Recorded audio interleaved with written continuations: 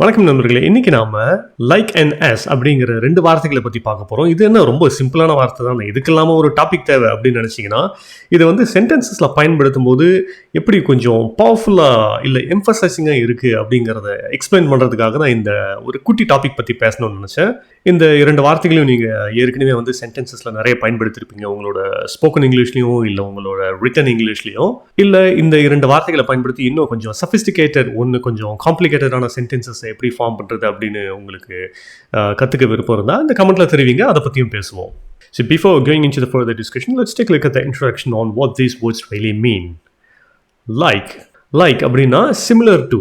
உதாரணமாக லைக் அப்படின்னா எனக்கு பிடிச்ச, ஐ லைக் அப்படின்னு தான் பயன்படுத்துகிறோம் இல்லையா. ஆனால் இந்த லைக்கே வந்து வேற ஒரு மாதிரி எப்படி பயன்படுத்தலாம்னு பார்த்தீங்கன்னா, லைக் தட், லைக் திஸ், இந்த மாதிரி, அந்த மாதிரி அப்படிங்கிற வார்த்தைக்கு இந்த லைக்கை பயன்படுத்தலாம். அதே மாதிரி தான் ஆஸ் அப்படிங்கிறதும் இந்த சேம் வே ஆஸ், இந்த same condition as good as bad as beautiful as, இந்த மாதிரிலாம் வந்து பயன்படுத்தலாம். உதாரணங்களை பார்ப்போம். It'll help us understand better. முதல்ல லைக் அப்படிங்கிறத எப்படி பயன்படுத்தலாம்னு பார்க்கலாம் சென்டென்சஸில். What a beautiful house, it's like a palace. என்ன ஒரு அழகான வீடு, அதை பார்க்கறதுக்கு வந்து ஒரு அரண்மனை மாதிரியே இருக்குது. ஸோ இங்கே பார்த்தீங்கன்னா it is like a palace அப்படின்னா அந்த வீடை சொல்கிறேன். ஏன்னா முதல் ஹாஃபில் வந்து வாட் அ பியூட்டிஃபுல் ஹவுஸ் அப்படின்னு சொல்லியாச்சு. அதனால் செகண்ட் ஹாஃப் ஆஃப் த சென்டென்ஸில் this house looks like a palace அப்படின்னு சொல்ல தேவையில்ல. What a beautiful house, it's like a palace. So அந்த ஹவுஸை தான் இன்டெரக்டாக குறிக்கிறோங்கிறது இங்கே தெரிஞ்சிருது. It's like a palace. இதில் வந்து நாட் ஆஸ் அ பேலஸ்னு வராது, இட்ஸ் ஆஸ் அ பேலஸ் அப்படின்னு வராது. So we have to use it's like a palace. Be careful, the floor has been polished. It's like walking on ice. So இங்கே பார்த்தீங்கன்னா ஜாக்கிரதை, இந்த floor, இந்த தரை வந்து பாலிஷ் செய்யப்பட்டுள்ளது. இது மேலே நடக்கிறது வந்து ஐஸ் மேலே நடக்கிற மாதிரி இருக்குது, அதாவது வழுவழுப்பாக இருக்கிறது அப்படின்னு சொல்கிறதுக்காக it's like walking on a ice. So இங்கே வந்து தோற்றத்தை குறிக்கிறது. போன எக்ஸாம்பிள் என்ன சொல்லியிருந்தேன், அது அரண்மனை மாதிரி இருக்கிறது, எப்படி பார்க்கறதுக்கு தோற்றத்தில் அந்த மாதிரி. இது வந்து அந்த ஃபீல், அதை பற்றி சொல்கிறோம் நம்ம. It's like walking on ice, it's slippery அப்படிங்கிறது தான் வந்து it's like walking on ice அப்படின்னு சொல்கிறோம். It's raining again, I hate weather like this. இதுவும் ஒரு நல்ல உதாரணம். மறுபடியும் மழை பெய்யுதா, இந்த வெதரே வந்து எனக்கு ரொம்ப பிடிக்கவே பிடிக்காது, நான் வெறுக்கிறேன் இந்த வெதரை அப்படின்னு சொல்கிறதுக்கு ஐ ஹேட் வெதர் லைக் திஸ், இது மாதிரியான வெதரை அப்படின்னு சொல்கிறதுக்காக வெதர் லைக் திஸ் அப்படின்னு எழுதியிருக்கோம். What's that noise, it sounds like baby crying அப்படின்னா வந்து என்ன சத்தம் அது, அது கேட்கறதுக்கு வந்து ஒரு குழந்தையின் அழுகுரல் மாதிரி இருக்குது. ஸோ இங்கே பார்த்தீங்கன்னா it's like a baby crying. குழந்தையின் அழுகுரல் அப்படிங்கிறது தான் வந்து it sounds like a baby crying. It sounds like என்னாக்கா அந்த அழுகுரல் சவுண்டு மாதிரி இருக்குது. It sounds like, it sounds loud, it sounds good, it sounds awkward, it sounds strange. இந்த மாதிரி தான் வந்து சொல்லுவோம். ஒரு சத்தம் நமக்கு எப்படி கேட்குது அப்படிங்கிறத குறிக்கிறதுக்காக இட் சவுண்ட்ஸ், அதுக்கப்புறம் அந்த டிஸ்கிரிப்ஷனும் சொல்லுவோம். ஸோ இங்கே வந்து it sounds like a baby crying. So இது ஒரு நல்ல சின்ன சென்டென்ஸாக இருந்தாலும் ஒரு நல்ல எக்ஸாம்பிள் கொடுக்குது உங்களுக்கு கற்றுக்கிறதுக்காக. It sounds like a baby crying. Let's think about something else. What's that landscape? It looks amazing. Oh, is this your favorite song? It sounds horrible. இதெல்லாம் வந்து இந்த it sounds, it looks, it appears அதுக்கான example சொன்னேன். Let's come back to the topic. இந்த like இதில் வந்து எப்படி பயன்படுத்தலாம்னு இன்னும் கொஞ்சம் எக்ஸாம்பிள்ஸ் யோசிச்சு பார்ப்போம். Is there a new building? It looks like it's gonna fall down any time. அது புதிய கட்டிடமா, அதை பார்க்கறதுக்கு என்ன வேணாலும் இடிஞ்சு விழற மாதிரி இருக்கே அப்படின்னு சொல்றதுக்கு it looks like it may fall down any time. Let me think for more examples. Is that the new iPhone?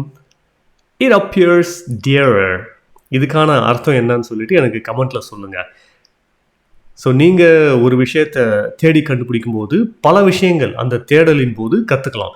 So அந்த சென்டென்ஸ்க்கான அர்த்தம் என்ன அப்படின்னு சொல்லிட்டு எனக்கு கமெண்ட்ல தெரிவிங்க. திருப்பி சொல்கிறேன் அந்த சென்டென்ஸ் நான். Is this a new iPhone? It appears dearer. dearer. It appears dearer. I'll wait for your response. Let's move on. as இப்படி என்னன்னு சொல்லிட்டு நம்ம பார்ப்போம். I didn't move anything. I left everything as it was. நான் எதையுமே வந்து நகர்த்தவில்லை, அதெல்லாம் எப்படி இருந்ததோ அதை அப்படியே நான் விட்டுட்டேன். I left everything as it was. I left everything intact அப்படின்னு சொல்லுவேன் இல்லையா. intact, intact அப்படின்னா வந்து அது அப்படியே. I left everything as it was. You should have done it as I showed you. நான் வந்து செய்து காட்டியவாறே நீ செய்திருக்க வேண்டும். You should have done அப்படின்னா வந்து நீ கட்டாயம் செய்திருக்க வேண்டும். எப்படி, as I showed you, நான் ஏற்கனவே வந்து I showed you, so you should have done as I showed you, as I have shown it to you. So இந்த மாதிரியான சென்டென்சஸில் வந்து இந்த as அப்படிங்கிறது வந்து ஒரு இணைப்பு சொல்லா பயன்படுத்தலாம். You're late as usual, நீ வந்து வழக்கம் போல தாமதமாக வந்திருக்க. ஸோ இதுவும் நல்ல எக்ஸாம்பிள். as usual அப்படின்னா வழக்கமாக. இதே மாதிரி இன்னும் நம்ம நிறைய பயன்படுத்துவோம், ஞாபகம் இருக்கா? as soon as possible, as quick as possible, as early as possible, இதெல்லாமும் வந்து நல்ல உதாரணம் இந்த asக்காக. As always, Nick was the first to complain. வழக்கம் போலவே நிக் தான் வந்து முதல்ல அந்த கம்ப்ளைண்ட் தெரிவித்த ஆள். ஸோ இங்கேயும் பார்த்தீங்கன்னா as always, எப்பயும் போலவே. as usual அப்படின்னா வழக்கம் போல, as alwaysனா எப்பயும் போல. as soon as possible இந்த அக்ரானிமில் கூட பயன்படுத்திருப்போம் நம்ம. ASAP அப்படின்னா வந்து எவ்வளோ சீக்கிரம் முடியுமோ அவ்வளோ சீக்கிரம், அதை தான் வந்து ASAP அப்படின்னு எழுதுவோம். ஓகே, இன்னும் ஒரு போனஸ் டிப்.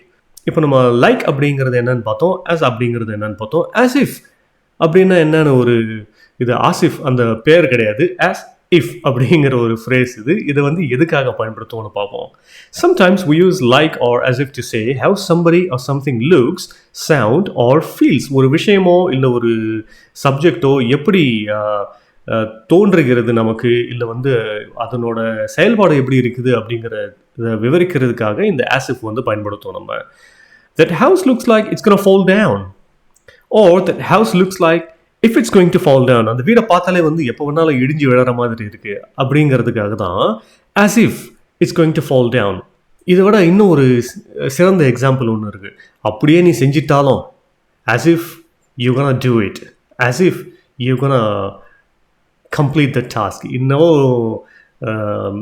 நம்ம நண்பர்கள் எப்படி சொல்லுவோம், ஆமாம் எப்போ பார்த்தாலும் இப்படி தான் சொல்லிக்கிட்டு இருப்பீங்க, என்னவோ நீ அப்படியே செஞ்சு முடிச்சிடுற மாதிரி தான் அப்படிங்கிறதுக்காக இந்த as if வந்து பயன்படுத்தலாம்.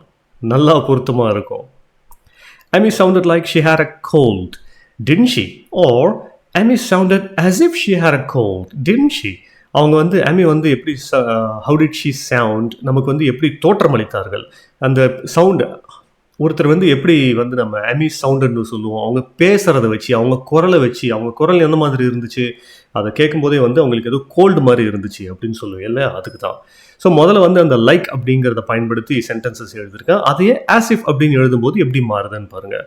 I don't feel like I've had a holiday. எனக்கு வந்து விடுமுறை இருந்த மாதிரியே இல்லை, ஃபீல் ஆகலை எனக்கு. Or I don't feel if, or I don't feel as if I've had a holiday. இதுவும் அதே பொருள் தான், ஆனால் வந்து அந்த லைக்குங்கிறத வந்து as if அப்படிங்கிறத வச்சு ரீப்ளேஸ் பண்ணியிருக்கேன். So, as I always say, please keep practicing and let me know if you have any questions in the comments, and I'll definitely get back to you with my answers. Thanks and happy learning.